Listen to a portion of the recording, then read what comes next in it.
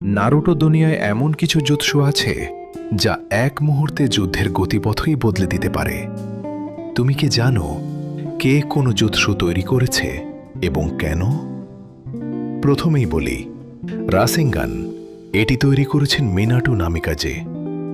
Minato তার অসাধারণ চক্রা নিয়ন্ত্রণ এবং গতিশক্তির মাধ্যমে রাসেনগান তৈরি করেন। এটি শুধু চক্রামিলিত আক্রমণ নয়, বরং মুহূর্তেই শত্রুর প্রতিরক্ষা ভেঙে দিতে সক্ষম। তারপর চিদোরি, এটি উদ্ভাবন করেছেন কাকাশি হাটাকে।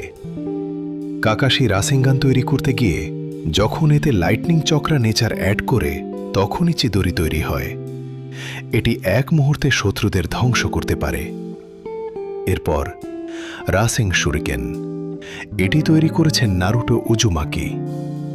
নারুটো তার বিশাল চক্রা এবং কৌশল মিলিয়ে রাসেন শুরিকেন তৈরি করেন, যা শত্রুদের একসাথে পরাজিত করতে পারে এবং এ জুৎসু ব্যবহারকারীর জীবনও নিতে পারে। এবং রিঅ্যানিমেশন, শ্যাডো ক্লোন, ফ্লাই রাইজিং ইত্যাদি উদ্ভাবন করেছেন তোবিরামা সেনজো।